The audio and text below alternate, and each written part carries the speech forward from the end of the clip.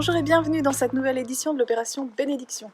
Aujourd'hui, j'ai 3 nouvelles à vous partager. Je vais commencer par une nouvelle de la famille Turquet qui avait été touchée en fait au premier jour du confinement. Il y avait tout de suite une famille, un jeune couple qui avait mis une affichette à l'entrée de la résidence pour dire voilà, on est jeune, on n'a pas d'enfants, on est disponible. Si quelqu'un a besoin d'aide pendant le confinement pour aller faire des courses ou quoi, n'hésitez pas à nous appeler, on est à tel numéro, tout ça. Et puis ça les avait touchés de voir la réactivité de ces gens-là.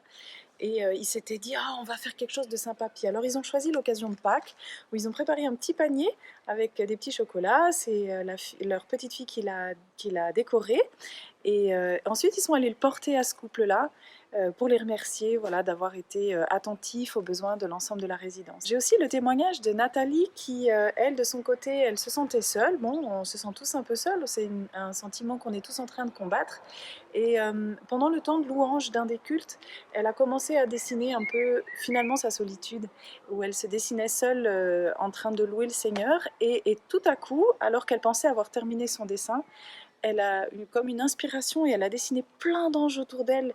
Vous pouvez les voir sur ce dessin qui est magnifique, où tout à coup on voit comme une vie qui prend lumière, j'ai envie de dire, même si c'est pas du français, mais c'est pas grave. Il y a toute cette vie qui abonde autour d'elle et vous voyez qu'au bas du dessin, elle a rajouté un point d'interrogation, que finalement on n'est pas si seul que ça.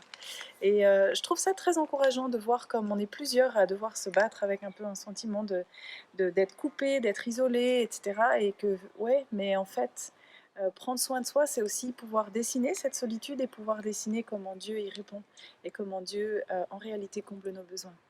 Donc, merci Nathalie pour ce partage et je vous encourage tous à dessiner ou à exprimer d'une manière ou d'une autre ce que vous vivez vraiment, parce que Dieu répond à ce qu'on vit vraiment.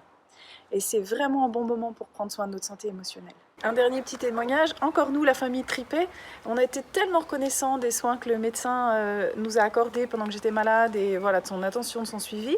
On a voulu faire quelque chose pour le remercier. Donc la première chose que j'ai faite, c'est de lui offrir mon livre. Vous savez que j'ai écrit un roman qui parle du burn-out. Et je pense que c'est le temps d'en parler. Je pense que c'est le temps qu'on voit qu'il y a des choses à mettre en place avant que ce soit trop tard. Et beaucoup de personnes subissent une pression en ce moment qui peut les amener au burn-out. Bref, j'ai offert ce livre à mon médecin. Et on a aussi fait des brioches avec Noé qu'on a apportées au cabinet médical. C'est très chouette de voir comme ils étaient reconnaissants, comme ils étaient contents de voir qu'on les voit et qu'on voit le travail qu'ils font et qu'on en est reconnaissant. Donc je vous encourage tous à continuer de montrer que vous voyez les gens autour de vous, que vous voyez vraiment qui sont là et que vous les prenez en compte. Et continuez de nous envoyer vos témoignages, ça nous intéresse, ça nous encourage, ça bénit toute la communauté, ça nous encourage tous à continuer d'être des lumières autour de nous. Et c'est vraiment ça qui compte.